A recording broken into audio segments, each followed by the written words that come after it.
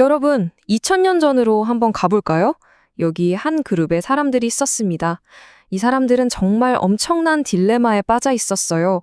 새로 찾은 믿음을 끝까지 지킬 것인가, 아니면 모든 걸 잃을 각오를 하고 익숙했던 옛 공동체로 돌아갈 것인가.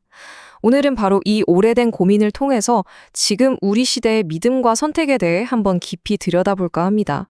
만약 여러분의 믿음 때문에 정말 모든 걸 잃게 된다면 어떠실 것 같으세요? 바로 이 질문, 당신의 믿음이 모든 것을 앗아간다면 이게 바로 신약 성경 히브리서를 처음 읽었던 사람들이 매일같이 마주해야 했던 진짜 현실이었습니다. 자, 첫 번째 파트입니다. 믿음의 위기. 도대체 이 사람들에게 무슨 일이 있었던 걸까요? 이 이야기의 주인공들을 먼저 만나봐야 해요. 이 사람들은요, 평생을 유대교 전통 안에서 살았던 사람들이에요.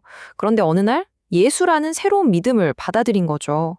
바로 초기 기독교인들이었습니다. 그러니까 이 사람들 앞에는 정말 끔찍한 선택지가 놓인 거예요.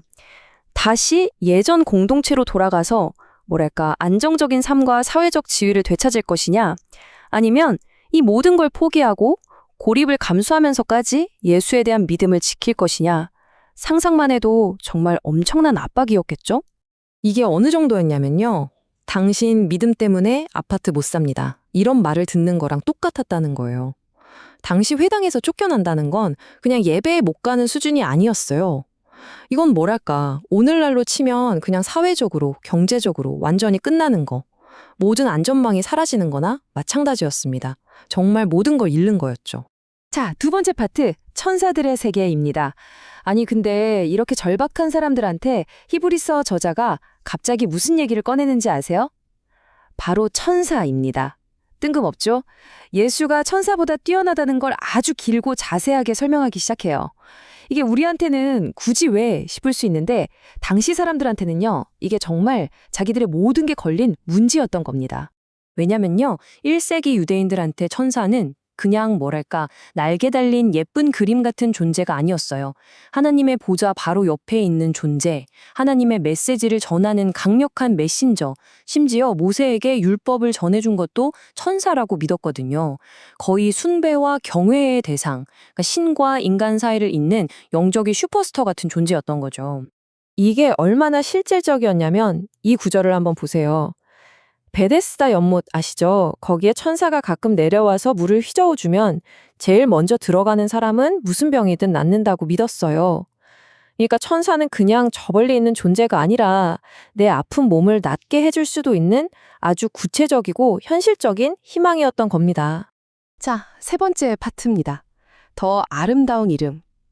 바로 이 배경을 이해하고 나면 히브리서의 주장이 정말 폭발적인 힘을 갖게 돼요. 히브리서 저자는 당시 사람들이 그냥 당연하지라고 생각했던 영적인 서열을 그야말로 완전히 뒤집어 엎어버립니다. 자, 이 표를 한번 보실까요? 이게 핵심을 딱 보여주거든요. 먼저 지위를 보세요. 천사는 섬기는 자예요. 그런데 예수는 아들이죠. 클래스가 다르죠. 관계는 어때요? 천사는 경배를 하는 쪽이고 예수는 경배를 받는 분입니다. 본질적으로 천사는 바람이나 불꽃 같은 사역자, 즉 피조물이지만 예수는 보좌에 앉은 왕이라는 거예요. 메시지는 아주 명확하죠. 예수는 그냥 좀 더 파워풀한 천사가 아니다. 아예 차원이 다른 존재다 이겁니다. 네 번째 파트, 우리 시대의 천사들입니다. 자, 이제 이 2000년 전 이야기가 바로 우리 이야기로 넘어옵니다. 초기 기독교인들이 그토록 의지하고 싶었던 천사가 사회적 안정이었다면 21세기를 사는 우리에게는 과연 무엇이 그 천사의 자리를 차지하고 있을까요? 우리의 믿음을 흔드는 강력한 존재들 말이죠. 한번 생각해 보세요. 우리 삶이 막 불안정해지고 흔들릴 때 우리는 무엇에 의지하나요? 사실 인간이라는 게 예나 지금이나 똑같거든요. 불안하면 본능적으로 뭔가를 꽉 붙잡고 안정을 찾으려고 해요. 근데 문제는 우리가 붙잡는 그것이 항상 우리의 가장 중요한 신념과 같은 방향을 보고 있지는 않다는 거죠. 예를 들면 이런 것들이죠. 재정적인 안정, 그러니까 돈, 아니면 끈끈한 공동체의 인정, 사회적인 성공, 커리어, 혹은 특정한 정치 이념 같은 것들. 바로 이런 것들이 어쩌면 우리 시대의 천사일 수 있습니다.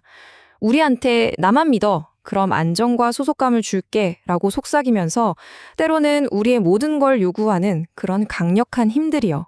자, 마지막 파트입니다. 증거의 문제. 이 모든 선택의 밑바닥에는요, 더 근본적인 질문이 하나 있어요. 바로 증거에 대한 거죠. 뭘 보고 믿을 거냐는 질문이요. 특히 요즘처럼 회의주의가 만연한 시대에 우리는 도대체 어떤 증거를 요구하고 있을까요? 이런 얘기 진짜 많이 들어보셨죠? 아니, 예수님이 사도 바울한테 나타났던 것처럼 내 눈앞에 딱 나타나주면 나도 100% 믿지. 그렇게 안 해주면 불공평한 거 아니야? 이런 말이요. 아주 구체적이고 나만을 위한 그런 기적적인 증거를 딱 내놓으라는 거죠. 그런데 재밌는 건요, 이런 보여주면 믿겠다는 요구에 대해서 예수님이 이미 2000년 전에 정면으로 다룬 이야기가 있다는 거예요. 바로 그 유명한 부자와 나사로 비유입니다. 이야기 속에서 아브라함이 뭐라고 대답하냐면요. 아니, 걔네가 모세와 선지자들 말도 안 듣는데 죽은 사람이 살아 돌아간다고 해서 믿을 것 같아? 라고 해요. 메시지가 정말 충격적이죠. 이미 주어진 증거에 귀 기울일 마음이 없는 사람한테는 아무리 엄청난 기적을 눈앞에 보여줘도 소용없다는 거예요.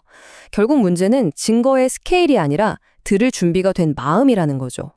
자, 그래서 우리는 맨 처음 던졌던 질문으로 다시 돌아오게 됩니다.